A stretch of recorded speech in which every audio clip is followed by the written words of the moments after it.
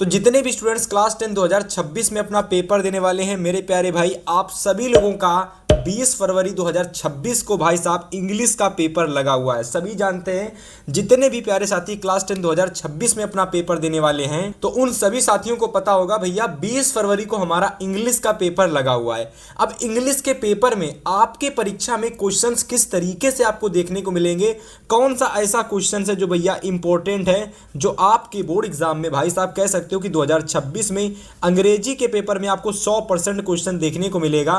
ऐसे कौन कौन से क्वेश्चन है, तो आज की इस क्लास को प्यारे साथी शुरू से लगा करके एकदम लास्ट तक देख लेना। गारंटी है कि इंग्लिश के पेपर में अगर आपको ई भी नहीं आता है ना, तो इस वीडियो के खत्म होने तक मैं आपको ए टू जेड इतना बता दूंगा कि आप लोग बड़े ही आसानी से, अगर आपने कुछ भी नहीं पढ़ा है ना, तो आप इजीली 50 नंबर ले आओगे, है ना। और अगर आपने कुछ पढ़ रखा है तो आसानी से आप 70 में भाई साहब 60 नंबर ला सकते हो।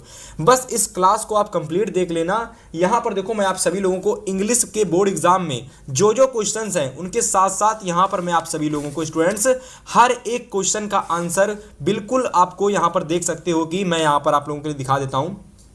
यहां पर आप लोगों के लिए मैं बोर्ड परीक्षा की कॉपी लेकर के आया हूं, जिसमें आप लोगों के लिए मैंने क्वेश्चंस लिख रखे हैं, आंसर सभी के, और आप लोग इसको देख करके परीक्षा में आपको कॉपी कैसे लिखना है वो भी आप समझ सकते हो। तो पूरी क्लास को देख लेना, 100% आप इजीली 70 में 60 नंबर ला सकते हो। तो प्यारे साथियों, सबसे पहले यहां पर हम लोग बात करेंगे कि इंग्लिश के पेपर को करने के लिए समय कितना मिलता है। ठीक है, तो अगर मैं बात करता हूं इंग्लिश पेपर को करने के लिए समय स्टूडेंट्स, तो 3 घंटे 15 मिनट को आपको टोटल समय दिया जाता है, जिसमें 15 मिनट में आप सभी लोगों को क्या करना होता है कि प्रश्न पत्र को पढ़ना होता है कि इसमें कैसे कैसे टाइप के क्वेश्चंस पूछे गए हैं। ठीक है, तो चलो सबसे पहले मैं आपको बताता हूं कि स्टार्टिंग के 15 मिनट में आप क्या करोगे। तो स्टार्टिंग के 15 मिनट में सबसे पहले आप क्वेश्चन पढ़ोगे। जैसे मैं पढ़ता हूं, सबसे पहला हमारा सेक्शन ए है, जिसमें हमारे 20 नंबर के क्वेश्चन है। पहला हमारा क्वेश्चन पैसेज का है, तो चलो ये हमारा पैसेज में आपको सेम इसी तरीके से परीक्षा में क्वेश्चन पेपर पढ़ना है। ठीक है, जैसे मान लो ये हमारा पैसेज है, तो आपको स्टार्टिंग के जो 20 मिनट होंगे उसमें आपको पैसेज वगैरह, ये एमसीक्यू वगैरह, ठीक है, और यहाँ पर ये जो भी क्वेश्चंस हैं आपको सारी की सारी चीज़ें स्टार्टिंग के भाई साहब 15 मिनट में आपको अच्छे से पढ़ लेनी है। सारे के सारे क्वेश्चंस आपको देख लेने, जैसे कि यहाँ पर आपके ग्रामर के क्वेश्चंस हैं, ठीक है, यहाँ पर प्रोज के क्वेश्चंस हैं। ठीक है, आपको देखना है कि कौन कौन सा क्वेश्चन स्टार्टिंग के 15 मिनट में, ठीक है, मुझे आता है मुझे नहीं आता है। ठीक है, जब आप स्टार्टिंग के 15 मिनट में सारी चीज़ें कर लेंगे, इसके बाद आपसे एग्जामिनर कह देगा कि आप लोग क्या करिएगा कि अपना पेपर करना स्टार्ट कर दीजिएगा। तो वहां से स्टूडेंट्स आपको बोर्ड परीक्षा की कॉपी में अपना पेपर करना स्टार्ट कर देना है। तो प्यारे साथी, एक एक करके मैं आपको इस क्वेश्चन पेपर के सही आंसर बताने वाला हूं, जिनको मैं आपको नोट भी करवाऊंगा। तो भैया क्लास के सारे क्वेश्चंस को अच्छे से नोट कर लेना। तो चलो सबसे पहले मैं बात करता हूं प्यारे साथी, जो आपको सेक्शन ए में जो आपको देखने को मिलेगा वो है आपका पैसेज का सेक्शन होगा। क्या होगा? पैसेज का सेक्शन होगा। और पैसेज में आपको सभी को बता देता हूं कि पैसेज आपके बोर्ड परीक्षा में भाई साहब 20 नंबर का नहीं आएगा। टोटल क्वेश्चंस आपके पेपर में 20 नंबर के आएंगे, यानी एमसीक्यू जो आपको देखने को मिलेंगे वो एमसीक्यू सारे के सारे 20 नंबर के आएंगे। केवल अगर मैं पैसेज की बात करता हूं प्यारे साथी, तो 3 नंबर का पैसेज आपको पेपर में एमसीक्यू पोर्शन में कह सकते हो देखने को मिलने वाला है। तो चलो यहां पर मैं आपको पढ़ के बताता हूं हमारा पैसेज क्या है, इसके बाद मैं इसके क्वेश्चंस कराऊंगा और फिर इसके सही आंसर बताऊंगा। ठीक है, तो प्रश्न पत्र में हमारा पैसेज है कि सुभाष कर लो, Subhash Chandra Bose was a great leader of India. ठीक है, इसके बाद देखो, his countrymen called him Netaji. ठीक है, because he led them on the right path, he was impressed. ठीक है, ही वॉज इम्प्रेस्ड, ठीक है, many times, but he soon found out that more efforts. ठीक है, तो प्यारे साथी, आपको क्या करना है कि पैसेज को थोड़ा सा ही पढ़ना है, पूरा नहीं पढ़ना है। इसके बाद जो मेन चीज़ आपको क्या करनी है, इसके क्वेश्चन आंसर को आपको कैसे करना है। देखो, इसके जब आप क्वेश्चन आंसर करेंगे स्टूडेंट्स, तो देखो सबसे पहले क्या करना है कि जो भी क्वेश्चंस होते हैं उनको बड़े अच्छे से पढ़ना है। जैसे पहला प्रश्न हम लोगों का 1 नंबर का क्वेश्चन है। क्वेश्चन कह रहा है कि who is the Subhash Chandra Bose, मतलब सुभाष चंद्र बोस कौन थे। अब प्यारे साथी, इसका आंसर आपको इस पैसेज से ही मिलेगा। कैसे मिलेगा? तो आप जब पढ़ोगे कि सुभाष चंद्र बोस कौन थे, तो यहां पर मुझे पढ़ते हुए पता चला था कि Subhash Chandra Bose was a great leader of India. वह इंडिया के एक ग्रेट लीडर थे। क्या थे भैया, वो इंडिया के ग्रेट लीडर थे। तो प्यारे साथी यहाँ पर आप सभी लोग क्या कर दोगे, आप लोग यहाँ पर अपना आंसर टिक लगा दोगे अपना ग्रेट लीडर, यानी ऑप्शन नंबर ए को आप बिल्कुल सही कर लोगे। ठीक है, इस तरीके से स्टूडेंट्स आपको क्या करने, एमसीक्यू के क्वेश्चंस करने हैं। सबसे पहले तो आपको प्रश्नों को पढ़ना है, पढ़ने के बाद में इसके बाद क्वेश्चंस को आपको देखना है इस पैसेज में कि इसका आंसर क्या होने वाला है। ठीक है, ऐसे ही स्टूडेंट्स अगर मैं अगले क्वेश्चंस की बात करता हूं तो कह रहा है कि give me blood and I will give you freedom. Give me blood and I will give you freedom, मतलब कि यहाँ पर हमसे क्वेश्चंस कहना चाह रहा है कि गिव मी ब्लड, तुम मुझे खून दो, and I will give you freedom, मैं तुम्हें आज़ादी दूंगा। हु सेड दिस स्टेटमेंट, ये जो स्टेटमेंट था, ये जो कथन था, ये किसने कहा था, या फिर ये जो नारा था वो किसने दिया था। प्यारे साथी यहाँ पर अगर मैं बात करता हूँ इसके सही आंसर की, तो यहाँ पर आपका बिल्कुल सही आंसर हो जाएगा, तुम मुझे खून दो मैं तुम्हें आज़ादी दूंगा। तो इसका भी आंसर आप सभी लोगों का सुभाष चंद्र बोस ही हो जाएगा। काफ़ी सारे स्टूडेंट्स ने, काफ़ी सारे साथियों ने इसका आंसर जो है स्कूलों में भी पढ़ा होगा। जब आपकी कह सकते हो स्वतंत्रता दिवस या फिर कह सकते हो कि गणतंत्र दिवस होता है, तो उस समय जो नारे लगवाए जाते हैं उसमें बताया भी जाता है कि ये पार्टिकुलर नारा किसका है। तो वहाँ से भी आप लोगों को पता होगा कि give me blood and I will give you freedom, तुम मुझे खून दो मैं तुम्हें आज़ादी दूंगा, ये जो नारा था ये सुभाष चंद्र बोस जी ने दिया था। ठीक है, चलो भाई अगले क्वेश्चन को कैसे करोगे, देखो अगले क्वेश्चन को पढ़ो। Indian National Army was organized by, जो इंडियन नेशनल आर्मी थी प्यारे साथी, उसको कौन ऑर्गेनाइज कराता था, तो उसको ऑर्गेनाइज जो कराते थे भैया वही आप सभी लोगों के थे सुभाष चंद्र बोस। पार्टिकुलर देखो मैंने क्यों यहाँ पर मैं आपको बता रहा हूँ, क्योंकि ये जो पूरा का पूरा चैप्टर है ना, ये पूरा का पूरा चैप्टर ही सुभाष चंद्र बोस पर है। तो जो भी चीज़ें यहाँ पर ऑर्गेनाइज कराएंगे, जो भी चीज़ें यहाँ पर नारा दे रहे हैं, वो हमारे सुभाष चंद्र बोस ही होंगे, ना कि हमारे मोतीलाल नेहरू, ना कि हमारे जवाहरलाल नेहरू होंगे, हमारे सुभाष चंद्र बोस ही होंगे, क्योंकि इन्हीं के बारे में पूरा चैप्टर है। समझ में आया प्यारे साथी। ठीक है, चलो भाई आगे बात करते हैं क्वेश्चन नंबर 4 से लगाकर 8 तक। तो यहाँ पर देखो कितने भी क्वेश्चन जितने भी क्वेश्चन हम आपको कराते हैं, सारे के सारे क्वेश्चन आपको स्टूडेंट्स प्यारे साथी आपको नोट करने हैं। ठीक है, चलो यहाँ से नोट करना स्टार्ट करो। Choose the correct option to answer the following. अब देखो प्यारे साथी यहाँ से 4 से लगाकर 8 तक जितने भी क्वेश्चंस आपके देखने को मिलेंगे, सारे के सारे क्वेश्चंस आपके होंगे ग्रामर सेक्शन के। कहाँ से होंगे, ग्रामर सेक्शन के आपको सारे के सारे क्वेश्चंस देखने को मिलेंगे। तो प्यारे साथी पहला क्वेश्चन कह रहा है, क्वेश्चन नंबर 4 ग्रामर का पहला क्वेश्चन है कि the young boy run away, the young boy run away identify the adjective. प्यारे साथी यहाँ पर आपसे देखिए क्वेश्चन में पूछा गया है एडजेक्टिव। अब देखो कभी कभी आपसे मैं बता देता हूँ, पहला जो क्वेश्चन होगा उसमें आपको एडजेक्टिव पूछ देगा, आपसे प्रश्न में वर्ब पूछ देगा, आपसे प्रश्न में एडवर्ब पूछ देगा। पर अधिकतर जो क्वेश्चंस आता है पहला प्रश्न ग्रामर सेक्शन का, प्यारे साथी जो पहला क्वेश्चंस आता है ना ग्रामर सेक्शन का, वो एडजेक्टिव से ही पूछा जाता है। ठीक है, तो अगर मैं इसके राइट आंसर की बात करता हूं तो देखो बॉय यानी लड़का जो हमारा कैसा है, यंग है, तो यंग का मतलब यही इसकी विशेषता है। तो राइट आंसर एडजेक्टिव हमारा क्या हो जाएगा प्यारे साथी, यंग हमारा बिल्कुल सही आंसर आपका हो जाएगा। ठीक है, चलो आगे बात करते हैं क्वेश्चन नंबर 5 की। क्वेश्चन नंबर 5 कह रहा है कि he is helpful to me, he is helpful to me send into future indefinite tense. इस सेंटेंस को यहाँ पर सेंड नहीं होगा, सेंटेंस होगा। ठीक है, तो प्यारे साथी यहाँ पर इस सेंटेंस को हमको फ्यूचर इंडेफिनिट टेंस में परिवर्तित कर देना है। तो अगर मैं इसके सही आंसर की बात करता हूँ तो फ्यूचर इंडेफिनिट टेंस की जो कह सकते हो जो हेल्पिंग वर्ब होती है वह आपकी विल होती है और आपकी सेल होती है। ठीक है, तो अगर मैं विल सेल से बात करता हूँ स्टूडेंट्स, तो राइट आंसर आप सभी लोगों का यहाँ से हो जाएगा। तो यहाँ से अगर मैं बात करता हूँ तो विल बी, तो आप लोग बी हटा लो। देखो एक काम करो, यहाँ पर आप इस बी को हटा लो, बस इतना हटा देने के बाद में I will helpful to me, ये वाला आंसर आपका बिल्कुल सही हो जाएगा। ठीक है, ये वाला आंसर आपका बिल्कुल सही हो जाएगा, क्योंकि फ्यूचर इंडेफिनिट टेंस की जो हेल्पिंग वर्ब होती है वो तो विल सेल होती ही होती है, सभी को पता है। पर एक कंडीशन होती है कि जो मेन वर्ब होती है इसमें आपकी फर्स्ट फॉर्म लगी होती है। ठीक है, तो हेल्पफुल देखो यहाँ पर फर्स्ट फॉर्म लगी हुई है। ठीक है, तो प्यारे साथी यहाँ से हम लोगों का सी नंबर बिल्कुल सही हो जाएगा। अगला क्वेश्चन देखो, अगला क्वेश्चन देखो पेपर में आपको रीअरेंज देखने को मिलेगा। कहाँ से आएगा प्यारे साथी, रीअरेंज से क्वेश्चंस आपको देखने को मिलेगा। ठीक है, सेकंड वाला क्वेश्चंस आपका सेंटेंस से देखने को मिलेगा, जिसमें आपको चेंज कर देना होता है सेंटेंस को। ठीक है, और ये वाला जो क्वेश्चंस आपका होता है 6 नंबर क्वेश्चन यानी तीसरा ग्रामर का प्रश्न, ये आपका ग्रामर सेक्शन से आता है। ठीक है। तो यहाँ पर देखो पार्क दे रखा है, माई दे रखा है, हाउस दे रखा है, इज है, देयर है, ए है, नियर है। तो इन सभी वर्ड्स को क्या करना है स्टूडेंट्स, आप सभी को अरेंज करके एक सेंटेंस बनाना है। आपको अरेंज करके क्या करना है स्टूडेंट्स, एक आपको सेंटेंस तैयार करना है। ठीक है, तो चलिए बात करते हैं और एक सेंटेंस को तैयार करते हैं। ठीक है, तो यहाँ से अगर मैं बात करता हूँ इसके सही आंसर की, तो इसका बिल्कुल सही आंसर हो जाएगा पहला वाला, तो बिल्कुल गलत होगा। देखो यहाँ कह रहा है कि देयर इज अ हाउस, तो हाउस यहाँ पर हमारा कह सकते हो कि नहीं होगा। तो चलिए देखिए, यहाँ पर मैं कुछ क्वेश्चंस आपको पहले करा चुका था, पर अभी मैंने देखा तो मेरे जो कैमरा था ना, फ़ोन का कैमरा, ठीक है, उसकी क्लास चालू नहीं थी। तो मेरे साथ बहुत बार ऐसा होता है कि मैं अपनी क्लास को शूट करता हूँ, कभी माइक नहीं चालू होता है, कभी कैमरा ही नहीं चालू होता है।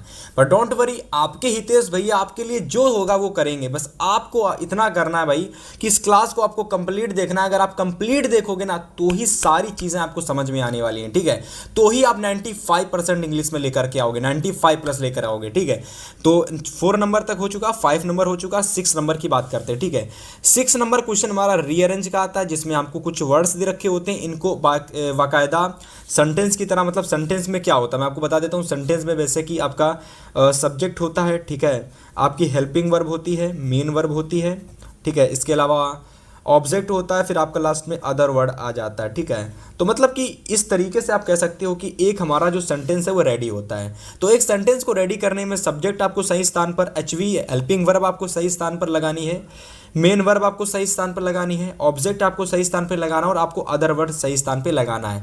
तब अगर आप सही स्थान पर लगाओगे, इन सभी वर्ड को अरेंज करोगे, तो आपको 1 नंबर का सेंटेंस आपको मिल जाएगा। पर आपको करने की कोई जरूरत नहीं है, आपको मेरा तरीका आजमाना है। आपको क्या करना है स्टूडेंट्स, ऐसे क्वेश्चन को करने के लिए कुछ नहीं करना, 1 से 2 बार जो भी सेंटेंस में ऑप्शन दे रखे हैं उनको पढ़ना है। जैसे दे रखा है there is a house gift to us from God, तो ये तो हो ही नहीं सकता। देखो पढ़ने में ही गलत लग रहा है ना।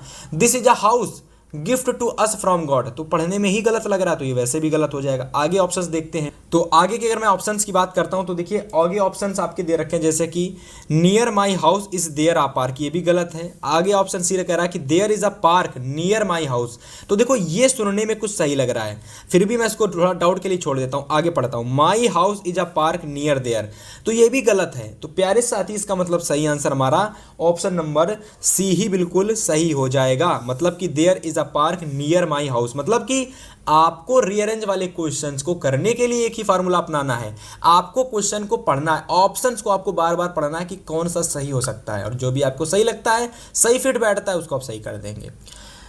इसके बाद देखिए क्वेश्चन नंबर 7वां। क्वेश्चन नंबर 7वां जो आपका आएगा वो है प्रीपोजिशन से आएगा। प्रीपोजिशन में क्या होता है मैं आपको बता देता हूं। इन होता है, ऑन होता है, ठीक है, मैं आपको बता देता हूं, एट होता है, ऑफ होती है प्रीपोजिशन, फ्रॉम होती है, फॉर्म होती है, ठीक है, इसके अलावा बाई होती है। मतलब बहुत सारे प्रकार की प्रीपोजिशंस होती हैं। इनको करने का, यानी प्रीपोजिशन को करने का एक ही फार्मूला होता है भैया, कि इन क्वेश्चंस में जो भी कॉलम होते हैं इनमें सारे मान बैठा लो, जो फिट बैठता है उसको सही कर दो। जैसे कि 7 नंबर क्वेश्चन कह रहा है व्हाट इज द टाइम। अब यहाँ पर सही आंसर तो आपका 8 हो जाएगा बी नंबर पर। क्यों होगा, देखो मैं बैठालता हूँ। What is time in your watch, इन भी हो सकता है, पर इन का होता है अंदर के लिए, एट का होता है बाहर के लिए। तो what is time at your watch, in your watch, तो मेरे हिसाब से यहाँ पर आप लोग इन लगा लो, यहाँ पर इन ही सही होगा। मे बी 1 मिनट, इन होगा कि एट होगा, दो मेरे हिसाब से इन हो सकता है या तो एट हो सकता है। तो आप कमेंट करके बताओगे प्यारे साथी कि यहाँ पर इन होगा कि एट होगा। ऐसे ही 8वां क्वेश्चन है कि which is the following word is miss spelled. Miss spelled का मतलब होता है कि स्टूडेंट्स आपको यहाँ पर 4 ऑप्शन में से, आपके पेपर में 4 ऑप्शन दे रखे होंगे, पर आपको मिस स्पेल्ड ढूंढना है। मतलब आपको गलत मीनिंग ढूंढना है कि असिस्टेंट मीनिंग गलत है, कि ऑनेस्ट मीनिंग गलत है, कि कंट्री मीनिंग गलत है, कि हंग्री मीनिंग गलत है। तो तभी आपको पता चलेगा जब आपको मीनिंग आती होंगी। तो ऐसे क्वेश्चंस को करने के लिए कुछ नहीं करना है प्यारे साथी, कुछ मीनिंग्स वीनिंग कुछ भी तैयारी नहीं करनी, आपको हमारे साथ जुड़ जाना है। मैं आपके इतने क्वेश्चंस की प्रैक्टिस करा दूंगा कि अगर ऐसा कोई भी क्वेश्चंस आपके पेपर में आता है ना, आप उसको बना लोगे, 100% गारंटी बना लोगे, है ना। अगर मैं बात करता हूँ मिस स्पेल्ड की, तो यहाँ पर हमारी असिस्टेंट मीनिंग गलत है भाई, ये गलत है, एकदम सही बात है, निश्चित है गलत है, तो ये गलत है। आगे बात करते हैं स्टूडेंट्स क्वेश्चन नंबर 9 से 10 तक, 9 से लगा करके 10 तक की क्वेश्चंस की। तो 9 से लगाकर 10 तक जो क्वेश्चंस आपको देखने को मिलेंगे वह क्वेश्चंस आपके पैसेज के होंगे। किसके होंगे, पैसेज के। अब ये जो पैसेज होता है स्टूडेंट्स, मैं आपको बता देता हूँ, ये जो पैसेज आता है आपका प्रोज से आता है। कहाँ से आता है, प्रोज से।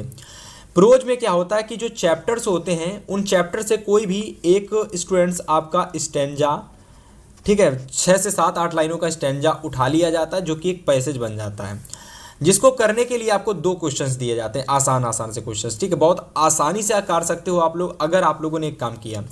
तो सबसे पहले तो इसको स्क्रीनशॉट ले लो, 100% ये पेपर में आपके छपा हुआ है, वेरी इंपॉर्टेंट है भैया, जरूर ये पेपर में छपा हुआ है और आपको देखने को जरूर मिलेगा। पर कभी कभी आपको भी पता है कि हर एक सेट में यही नहीं आएगा, बदल के आएगा, तो कैसे करोगे जो दूसरा आएगा। तो उसको करने का एक ही तरीका है कि आपको क्या करना है प्यारे साथी, कि आपको क्या करना है कि जितने भी आपके प्रोज में चैप्टर्स हैं, जितने भी आपके इंपॉर्टेंट चैप्टर्स हैं, ठीक है, इंपॉर्टेंट चैप्टर्स, उन सभी इंपॉर्टेंट चैप्टर की जो स्टोरी है ना उसको बहुत अच्छे से तैयार कर लो। स्टोरी तैयार कर लोगे तो आपको पता चल जाएगा कि इन क्वेश्चंस का राइट आंसर क्या होगा। जैसे कि यहाँ पर सी हियर रेफर्स टू, तो यहाँ पर जो सी है किस चीज़ को रेफर कर रहा है, तो वेरी नियर को रेफर कर रहा है, ठीक है। फिर अगला प्रश्न नंबर 10 है कि she had to make careful and elaborate plans for, तो इसका बिल्कुल सही आंसर हो जाएगा हर फर्स्ट जर्नी इसका बिल्कुल सही आंसर हो जाएगा। और इस तरीके से क्वेश्चन नंबर 9 और क्वेश्चन नंबर 10 आपके दोनों हो जाएंगी। अब मैं आपको बताता हूं प्रश्न नंबर 11 से 13 तक, क्वेश्चन नंबर 11 और क्वेश्चन नंबर 13। देखो 11 से 13 तक आपको 3 क्वेश्चंस देखने को मिलेंगे, 11 नंबर, 12 नंबर, 13 नंबर, जिसमें मैं अगर बात करता हूं तो प्रोज सेक्शन से आपके क्वेश्चंस आएंगे। कहां से आएंगे प्यारे साथी, 11, 12, 13 जो फिर से क्वेश्चंस आपको देखने को मिलेंगे, क्वेश्चंस आपके होंगे प्रोज सेक्शन से। कहां से होंगे, प्रोज सेक्शन से।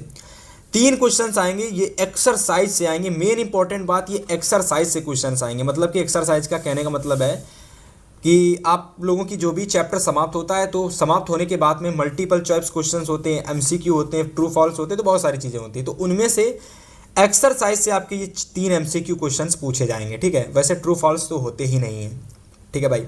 चलो पहला प्रश्न कह रहा है कि the postmaster was a amiable fellow, तो यहाँ पर आपका बिल्कुल सही आंसर, अगर मैं ऑप्शन को देखता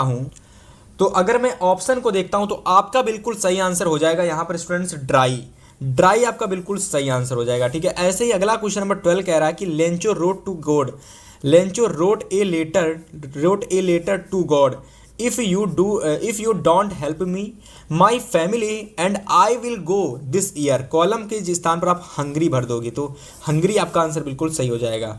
मतलब लेंचो जो पत्र लिखता है उसमें कहता है कि अगर आप हमारी मदद नहीं करोगे तो हम भूखे मर जाएंगे, ठीक है।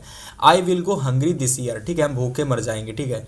चलो प्यारे साथी अगला प्रश्न नोट करो, 13 नंबर नोट करो कि democracy elections where held south Africa in Mandela become the first president of a new nation, जो डेमोक्रेसी इलेक्शंस में जो साउथ अफ्रीका की पहली कह सकते हो मंडेला जो पहली प्रेसिडेंट बने थे या फिर बनी थी, वो किस वर्ष में बनी थी, तो वह बनी थी भाई साहब, वह बने थे या फिर बनी थी 1994 में। तो राइट आंसर आपका ऑप्शन नंबर सी हो जाएगा, ठीक है।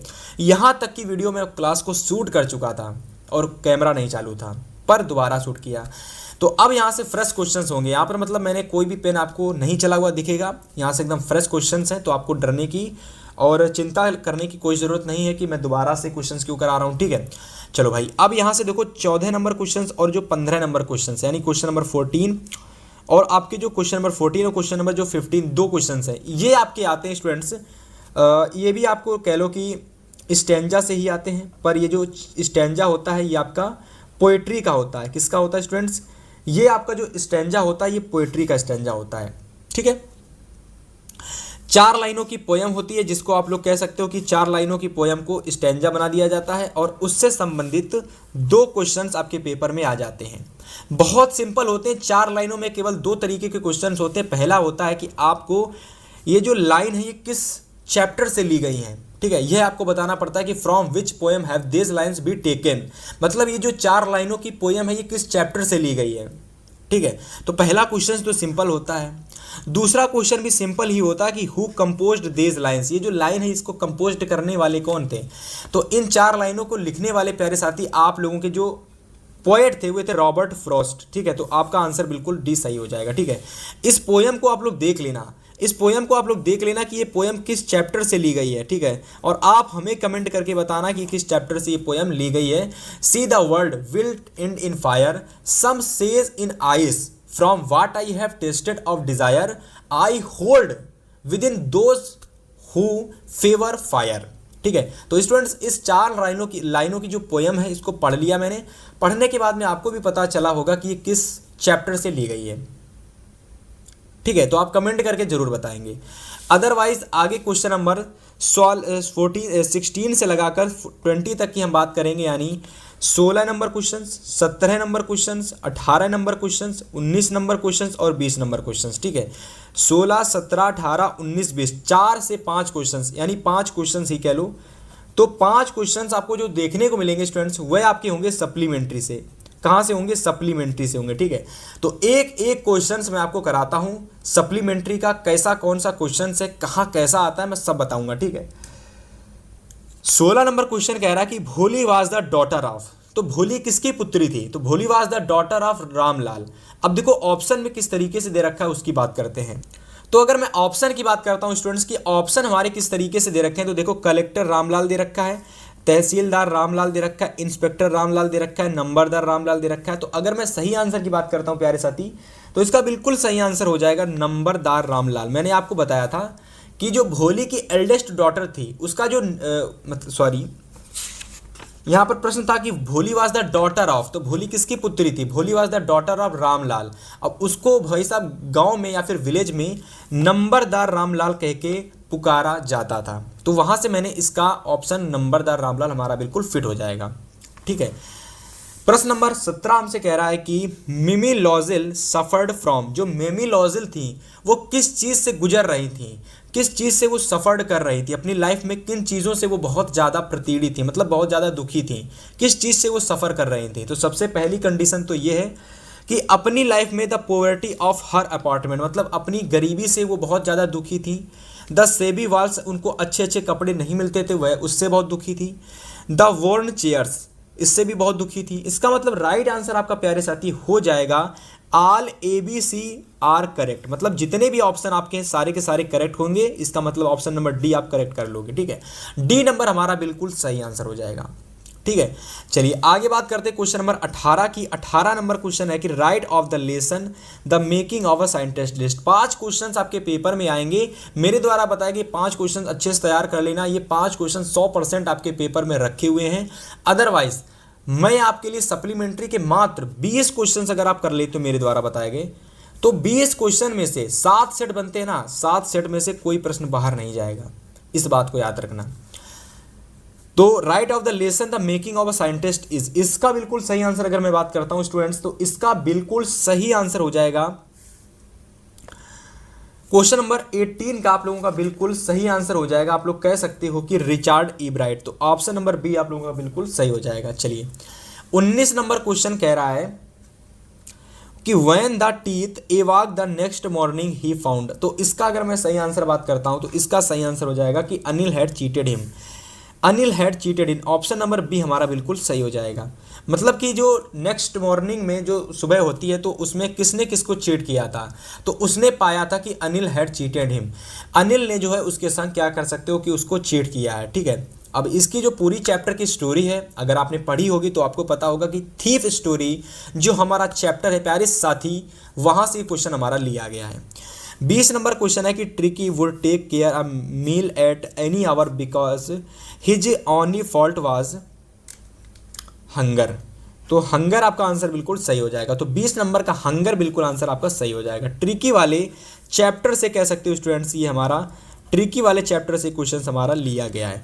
तो प्यारे साथी यहाँ से 20 क्वेश्चन आपके हो जाते हैं समाप्त, जो आपके इंग्लिश के पेपर के होते हैं। ठीक है, और हर एक क्वेश्चन का आंसर आपको OMR सीट में क्या कह सकते हो, आप लोग क्या कह सकते हो कि OMR सीट में आपको हर क्वेश्चन का आंसर आपको देना है। ठीक है, तो चलिए 20 प्रश्न आपके हो चुके हैं समाप्त स्टूडेंट्स। अब मैं आपको यहाँ से अगला सेक्शन कराने वाला हूँ जो कि सेक्शन बी। अगला सेक्शन हमारा है सेक्शन बी। तो सेक्शन बी को देखिएगा, सेक्शन बी में आपके 50 मार्क्स के डिस्क्रिप्टिव क्वेश्चंस आते हैं। कितने आते हैं? 50 मार्क्स के आपके डिस्क्रिप्टिव क्वेश्चंस आते हैं। ठीक है भाई, ठीक है, तो 50 नंबर के प्यारे साथी डिस्क्रिप्टिव क्वेश्चंस आते हैं जिसमें से अलग अलग टॉपिक से सारे प्रश्न होते हैं। सबसे पहला होता है रीडिंग सेक्शन। ठीक है, अगला होता है आपका राइटिंग सेक्शन। इसके बाद अगर मैं बात करता हूं तो इसके बाद आप लोगों का होता है ग्रामर सेक्शन। इसके बाद अगर मैं बात करता हूं तो फिर आपका होता है लिटरेचर सेक्शन, ठीक है। तो बस इतने सेक्शंस होते हैं। 50 नंबर वाले क्वेश्चंस में 4 से 5 सेक्शंस, एक एक करके मैं आपको सभी सेक्शन के राइट आंसर को कराता हूं, ठीक है। तो चलो सबसे पहले जो आपका रीडिंग सेक्शन आएगा उसमें आपका ये पैसेज है कि a man was kept in jail without any fault when the king visited the jail. इसको पूरा नोट कर लो। ये 4 से 5 लाइनों का कुछ पैसेज है। इसके बाद मैं और पैसेज दिखाता हूं, फिर इसके आंसर मैं आपको करवाता हूं। तो यहां पर जाकर के कुछ do not done the same पर आपका जाकर ये पैसेज समाप्त होता है। 4 यहाँ पर आपके क्वेश्चंस हैं, ठीक है। हालांकि 3 ही क्वेश्चंस आते केवल 3 ही क्वेश्चंस है पेपर में।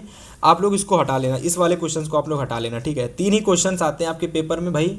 और चलिए बात करते हैं 3 क्वेश्चंस जो आपको पेपर में देखने को मिलेंगे, उनका हमारा यहाँ पर तीनों के तीनों क्वेश्चंस का राइट आंसर क्या रहने वाला है।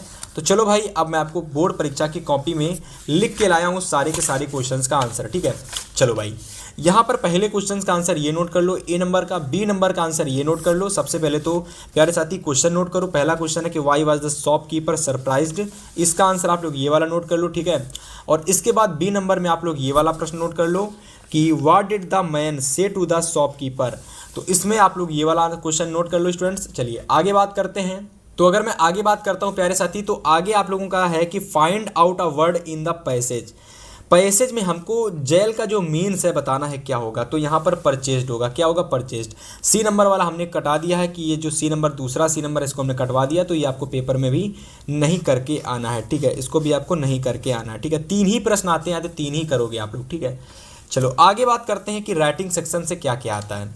तो स्टूडेंट्स, राइटिंग सेक्शन से मैं आपको बता देता हूँ कि राइटिंग सेक्शन से 2 चीज़ें आती हैं। सबसे पहली चीज़ आती है आपका लेटर। सबसे पहला आता है लेटर। दूसरी चीज़ जो आपकी आती है वह आपकी आती एप्लीकेशन। तो लेटर या तो एप्लीकेशन में से और लगा होता है, तो दोनों में से कोई एक चीज़ ही आप करोगे जिसके लिए आपको 4 नंबर दिया जाएगा। तो मैंने यहाँ पर एप्लीकेशन लिखी है। तो चलिए बात करते हैं एप्लीकेशन कौन सी लिखी है। तो इसको आप नोट करो। स्टार्टिंग की 4 से 5 लाइनें कैसी आपको लिखनी है ज़रा नोट करो। जहाँ पर आपको अपना जिसको भी आप एप्लीकेशन लिख रहे हो उसको लिखो। मतलब हम गेम्स टीचर पर एप्लीकेशन लिख रहे हैं, तो हमने गेम्स टीचर पर एप्लीकेशन लिखा हुआ है, तो लिखेंगे टू द गेम्स टीचर। इसके बाद अपने कॉलेज का नाम लिख दिया है कि GPRD inter college Srinagar Prayagraj. Subject ये हमारा है कि request for arranging regular evening games, ठीक है। इतना कर देने के बाद में प्यारे साथी आप लोगों को यहाँ पर अपनी बातें लिखना स्टार्ट करनी है। रिस्पेक्टेड सर, पूरा का पूरा यहाँ पर आपको इस तरीके से एप्लीकेशन लिख देना है, ठीक है। चलिए इसके बाद आप लोग लेटर या एप्लीकेशन में से कुछ भी एक चीज़ कर सकते हैं स्टूडेंट्स। इसके बाद में अगर मैं बात करता हूँ तीसरे क्वेश्चंस की, तो तीसरे क्वेश्चंस में आपको देखिए पैराग्राफ या तो आप लोगों को पूछ दिया जाएगा रिपोर्ट राइटिंग, ठीक है।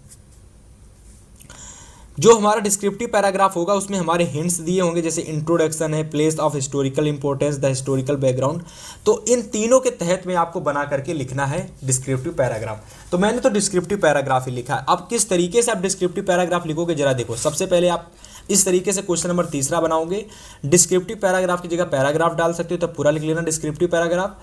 पहली हेडिंग बनाना a visit to a historical place, जिसमें कुछ इस तरीके से बेहतरीन हैंड राइटिंग में लिख देना, क्योंकि हम a visit to a historical place पर रिपोर्ट तैयार कर रहे हैं। तो सबसे पहले उसका नाम लिख दोगे अच्छे से ब्लैक लेक्सर पेन से, है ना, और बेहतरीन तरीके से इस तरीके से मस्त मस्त हैंड राइटिंग में लिखना अच्छे से। और फिर आपको पहली हेडिंग बनानी इंट्रोडक्शन, जिसमें आप लोगों को पूरा चीज़ें बतानी है। जिस भी हिस्टोरिकल प्लेस के बारे में आप लिख रहे हो, जैसे कि मैंने कुतुब मीनार के बारे में लिखा है, तो मैंने सारी चीज़ें इंट्रोडक्शन में कुतुब मीनार के बारे में ही लिखी हुई हैं, ठीक है। अगली जो हेडिंग आपको बनानी है the place of historical importance, तो अगली हेडिंग मैंने बना ली the place of historical importance, है ना। और इस तरीके से प्यारे साथी आप सभी लोगों को चीज़ें आगे करनी है इसमें, ठीक है। देख सकते हो कितनी बेहतरीन हैंड राइटिंग है। फिर अगला अगर मैं बात करता हूँ, तो अगले अगर मैं बात करता हूं तो यहां पर देखो द हिस्टोरिकल बैकग्राउंड में आपको कुछ इस तरीके से बना के लिख देना है और आपको पूरा नंबर मिलेगा, ठीक है। ऐसे ही आपको देखिए मैं आपको बताता हूं। देखिए अब अथवा में देखिए अगर आपको रिपोर्ट राइटिंग नहीं करनी तो सॉरी आपको डिस्क्रिप्टिव पैराग्राफ नहीं करना, तो प्यारे साथी रिपोर्ट राइटिंग कर सकते हो, जिसके लिए आपको कुछ हिंट्स, इसमें भी आपको हिंट्स मिलेंगी। अब जो भी आप रिपोर्ट राइटिंग करो, जैसे कि इलेक्शन सेंस पर आपकी रिपोर्ट राइटिंग पूछी गई है 60 वर्ड्स में, 60 से 80 वर्ड्स के अंदर आपको तैयार करनी है, तो इसमें भी आप लोगों के कुछ आप कह सकते हो कि आपको हिंट्स दिए जाते हैं, जैसे कि इंट्रोडक्शन है, election in my city, canvassing, polling arrangements और आपको वोटिंग विगन्स। तो 5 और हिंट्स आपको दे रखी, इन्हीं के अंदर ही आपको सारी चीज़ें बना बना करके लिखनी है, ठीक है। चलिए बात करते हैं आगे।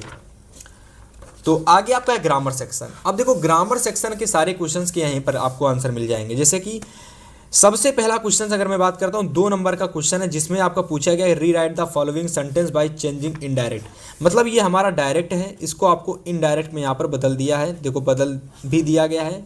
सी said to me comma inverted comma शुरू, I am going to see your sick mother just now. तो आंसर आप लोग लिखोगे इसका कि she told me that she was going to see her sick mother just now. तो ये आपका बिल्कुल सही हो जाएगा, ठीक है। और आपको किस तरीके से बोर्ड पेपर में लिखना है प्यारे साथी, यहाँ जरा समझना।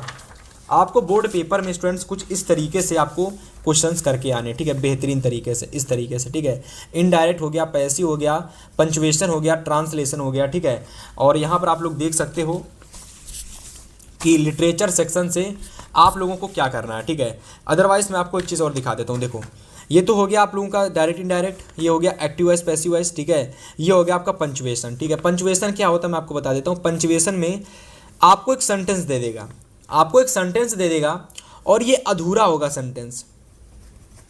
ये सेंटेंस कैसा होगा? अधूरा सेंटेंस होगा, जिसको आपको पूरा करना होगा। जैसे देखो Rakesh said to Shyam are we still away from the city. यहाँ पर तो अधूरा लग रहा है, अब इसको प्यारे साथी हमको पूरा करना पड़ेगा। तो पूरा करने के लिए मैंने क्या किया, राकेश सेड टू श्याम के बाद कॉमा इन्वर्टेड कॉमा स्टार्ट कर दिया और are we still away from the city dot करके कॉमा इन्वर्टेड कॉमा क्लोज कर दिया। मतलब कि ये हमारा डायरेक्ट का ही था पर ये अनकम्प्लीट था, ये इनकम्प्लीट था जिसको हमने कंप्लीट किया। ये डायरेक्ट था पर ये अनकम्प्लीट था, इनकम्प्लीट था जिसको मैंने कंप्लीट किया। तो कंप्लीट करना यार सही करना ही पंचुएशन कहलाता है। आया समझ में? चलो आगे बात करते हैं। 4 नंबर का आता है ट्रांसलेशन। 2 नंबर की सारे क्वेश्चंस आएंगे, इस बात को आप याद कर लेना। 2 नंबर के आएंगे। 2 नंबर का डायरेक्ट इनडायरेक्ट, 2 नंबर का active voice passive voice, 2 number का पंचुएशन, टोटल हो गया 6 नंबर।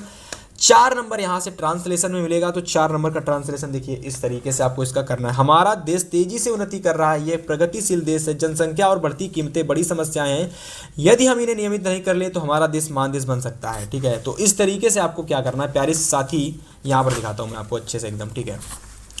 ये देखो अच्छे से एकदम देख लो, इसका जल्दी से स्क्रीनशॉट ले लो ट्रांसलेशन का। इसी तरीके से आपको पेपर में करके आना है, ठीक है।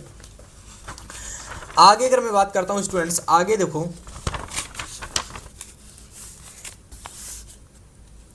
तो आगे अगर मैं बात करता हूं तो आगे देखिए आप लोगों को यहां पर देखने को मिलेगा लिटरेचर सेक्शन। आगे आपको लिटरेचर सेक्शन देखने को मिलेगा, जिसमें मैं आपको बता देता हूं सबसे पहला जो 5वां क्वेश्चन आएगा आपके पेपर में वो है आपका प्रोज सेक्शन का क्वेश्चन होगा, ठीक है, प्रोज का। जहां से आपको 3+3 मतलब 2 प्रश्न करने के लिए मिलेंगे, 6 नंबर दिए जाएंगे, शॉर्ट क्वेश्चन आपके होंगे, ठीक है। तो 3+3 = 6 मतलब एक क्वेश्चन आपका ये हो गया है ना। इसको आप पढ़ लेना, ठीक है, इस क्वेश्चन को पढ़ लेना और इसका आंसर मैं आपको यहाँ पर कराता हूँ। देखिए इसका आंसर आप लोगों का ये हो जाएगा, ठीक है। इसका आंसर आप नोट करो, ये इसका आंसर हो जाएगा। बी नंबर का ये आंसर हो जाएगा। तो 2 क्वेश्चंस यानी टोटल 4 क्वेश्चंस आते हैं पर केवल करने 2 ही होते हैं। 3+3 यानी 3+3 = 6 नंबर आपको मिल जाएंगे, ठीक है। चलिए आगे बात करते हैं। तो आगे देखिए क्वेश्चन नंबर 6 को यहाँ पर कह रहा है कि आंसर एनी वन, मतलब आपको 2 क्वेश्चन दे रखे हैं, इनमें से किसी एक ही क्वेश्चन का आपको आंसर देना है, ठीक है। और ये हमको 60 वर्ड में देना है। 4 नंबर का क्वेश्चन, मतलब ये हमारे लॉन्ग क्वेश्चंस हैं। और ये है किसके? तो ये हमारे प्रोज के हैं। तो प्यारे साथी प्रोज के अभी आपको शॉर्ट क्वेश्चंस बताए मैंने, तो प्रोज में शॉर्ट क्वेश्चंस और लॉन्ग क्वेश्चंस आते हैं। प्रोज के जो शॉर्ट क्वेश्चंस होते हैं वो 2 करने के लिए होते हैं, लॉन्ग क्वेश्चन जो होते हैं वो 1 करने के लिए होते हैं। शॉर्ट 2, लॉन्ग 1, ठीक है। लॉन्ग 4 नंबर का, शॉर्ट 3 नंबर के, ठीक है। तो इन दोनों में से किसी एक क्वेश्चन का आंसर देना है। तो मैंने पहले वाले क्वेश्चन का आंसर दे रखा है स्टूडेंट्स कि what are the difficulties faced by Nelson Mandela in achieving freedom for his people. Very important question है ये वाला, ये 2026 के लिए बहुत इंपॉर्टेंट है। तो चलो इसको नोट करो, ठीक है। इसका आंसर ये नोट करो भाई, ये नोट करो, जल्दी से स्क्रीनशॉट ले लो ये वाले क्वेश्चन का आंसर का इसका, ठीक है। इसके बाद देखो मैं आपको बताता हूँ आगे के क्वेश्चन, ठीक है। 7 नंबर में जो हमारा अगला क्वेश्चन है, इसमें आपको देखिए पहला वाला क्वेश्चन भूल जाओ, ये करना ही नहीं है आपको, ये करना ही नहीं, इसको भूल जाओ। अगला क्वेश्चन करना है अथवा वाला। राइट 4 लाइन की poem, right 4 lines poem of. आपके क्वेश्चन पेपर की कॉपी में जो पोयम लिखी हुई है उसको कॉपी नहीं करना है। तो प्यारे साथी यहाँ पर मैं आपको दिखा देता हूँ, आपको 4 लाइनों की ये वाली पोयम तैयार कर लेनी है मस्त एकदम, ठीक है। ये वाली पोयम अच्छे से एकदम 4 लाइनों की, ठीक है। इसके बाद देखो आगे अगर मैं बात करता हूं ना, तो 8वां क्वेश्चन है। यहां पर स्टूडेंट्स देखिए, आपको सेंट्रल आइडिया करने के लिए होता है, सेंट्रल आइडिया करने के लिए होता है 4 सेंट्रल आइडिया जो दे रखे, बस यही तैयार कर लो। ये 4 ही अगर आपने तैयार कर लिए ना, 4 छोड़ दो, एक एमेंडा हो गया, दूसरा द ट्रीज हो गया, ठीक है, तीसरा ए टाइगर इन द जू हो गया। मतलब ये वाला और ये वाला, केवल अगर आपने ये 3 तैयार कर लिए तो आप, मेरी गारंटी, आपके 6 नंबर बिल्कुल पक्के हो जाएंगे, 3 नंबर आपके बिल्कुल पक्के हो जाएंगे। और आपको लिखना कैसे सेंट्रल आइडिया, देखो इस तरीके से आपको बोर्ड परीक्षा की कॉपी में सेंट्रल आइडिया लिख के आना है, पर ये छोटा सा है, 3 से 4 लाइनों का ही है। आपको सेंट्रल आइडिया कम से कम 7 से 8 लाइनों का लिख के आना है, तो 4 नंबर आपको पूरा मिलेगा। आगे अगर मैं बात करता हूँ क्वेश्चन नंबर 9 की, तो answer any one of the following about 30 to 40 words. अब यहाँ से फिर से हमसे क्वेश्चन आंसर पूछे गए हैं, पर ये जो क्वेश्चन आंसर हैं स्टूडेंट्स, ये आपके सप्लीमेंट्री से हैं। कहाँ से हैं? ये आपके सप्लीमेंट्री से हैं। प्रोज हो गया, पोएट्री हो गया, तो भैया सप्लीमेंट्री तो भी आएगी ना। तो अब सप्लीमेंट्री आ चुकी है। सप्लीमेंट्री से आपको एक ही क्वेश्चन करना होता है, 2 दे रखे होते हैं, एक ही करना होता है, 3 नंबर आपको मिलेगा, ठीक है। तो जल्दी से पहला प्रश्न मैंने किया है ए नंबर, है ना, इसका आंसर आप ये नोट कर लो फटाक से, ठीक है। बहुत अच्छे हैंडराइटिंग मैंने लिखी हुई है, ऐसे ही हैंडराइटिंग लिखोगे ना तो पूरे में पूरे नंबर आपको मिलेंगे, ठीक है भाई। चलो भाई नोट कर लो, पहला क्वेश्चन का आंसर मैंने दिया कि when did the tehsildar sahib comes to Bholi's village. 10वां क्वेश्चन है कि answer any one of the following question in about 60 word. 60 words में आपको आंसर देना है, 4 नंबर का क्वेश्चन है, ठीक है। मतलब भैया ये लॉन्ग क्वेश्चन है, ठीक है, ये आपका शॉर्ट क्वेश्चन है, ठीक है। इस बात को आपको याद रख लेना, ठीक है। चलो बात करते हैं लॉन्ग क्वेश्चन। तो अगर मैं लॉन्ग क्वेश्चंस की बात करता हूं तो देखो, पहला क्वेश्चन है कि give a character sketch of Matilda, दूसरा कि describe the role of Bholi's teacher in her life. तो मैंने इसका जो आंसर लिखा है स्टूडेंट्स, वो मैंने पहला वाला लिखा है, ठीक है, कि आपको मटिल्डा का जो कैरेक्टर स्केच है वो मैंने लिखा है। तो आपको मटिल्डा का ये कैरेक्टर स्केच अच्छे से लिख लेना है, ठीक है। जल्दी से इसका स्क्रीनशॉट कर लो भाई। और इसके बाद देखो, मैंने इस पूरे के पूरे इंग्लिश के पेपर को मैंने आज की इस क्लास कर दिया है समाप्त। और अगर आपने इस क्लास को पूरा देखा तो मेरी गारंटी है भैया कि इंग्लिश के पेपर में क्या क्या आता है आपको A to Z पूरी जानकारी हो गई होगी। इसी तरीके से अगर आपने हमारे चैनल से जुड़ गए ना, तो आपको हिंदी, आपको मैथ, आपको साइंस, किसी भी सब्जेक्ट में कोई तकलीफ नहीं होने वाली। मेरी गारंटी है कि इस वीडियो को देखने के बाद आप हमारे चैनल को सब्सक्राइब जरूर कर लेंगे और हर वीडियो को देखने के लिए नोटिफिकेशन बेल को भी ऑन कर लेंगे। मिलेंगे आपसे नेक्स्ट वीडियो में, तब तक के लिए गुड बाय।